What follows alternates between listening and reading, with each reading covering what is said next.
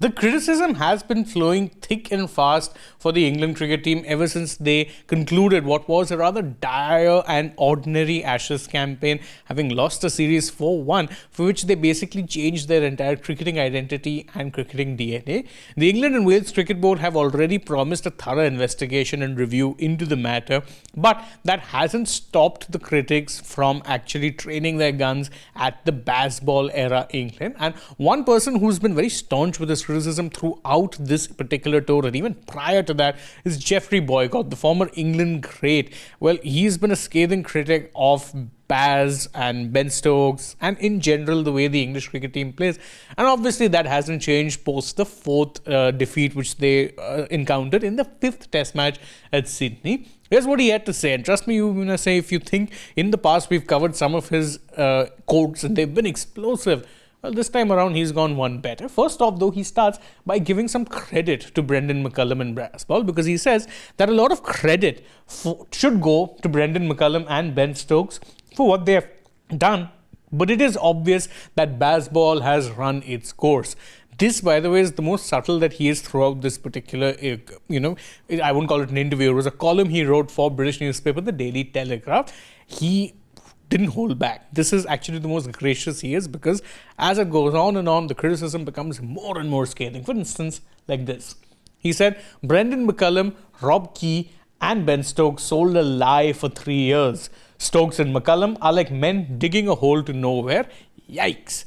First off, though, I will point out that this is a bit of a U-turn on his own part, because if he's talking about giving them credit for what they've done, that includes the past 3 years. So to say in the same column that they're selling people alive for 3 years, bit much. But I do agree with the second part where he says that they're like men digging a hole to nowhere, because that's exactly where English cricket is headed right now. Nowhere. And it continues on the criticism. He says that McCullum's philosophy is do your own thing. Play without a care in the world, express yourselves, and if you get out, no problem. And again, whilst he's being a little airy-fairy with his language, it is pretty much a summation of Baz's technique or Baz's philosophy when it comes to playing, is that you have to be aggressive, you have to be taking the game forward, and if you get out whilst doing that, we're okay. We are fine with that. But is that really how Test cricket works? It obviously isn't. And England have learned that the hard way. And he continues on the same tangent, talking about why Bazball has been such a bad thing for English cricket as things stand, because he goes on to say that nobody tells them off. There's no accountability and nobody gets dropped, so they just keep doing the same daft things. And again, it's hard to disagree with what it is that he's saying. Just look at the way that someone like a Zach Crawley or even Harry Brook at times tend to get dismissed. They'll have played 2 or 3 aggressive shots and then they'll go for a 4th aggressive shot. It's Test cricket, lads. There's no limit to the number of overs. Please continue to play on. If you've gotten 2 boundaries in an over, you don't need a 3rd or a 4th. You can take singles, rotate the strike, put the pressure back on them after getting 2 boundaries and upping the scoring rate. You don't need to be playing T20 cricket in tests, and that exactly is my big problem with Bazball as a whole, and it is exactly what Boycott seems to be pointing out here as well.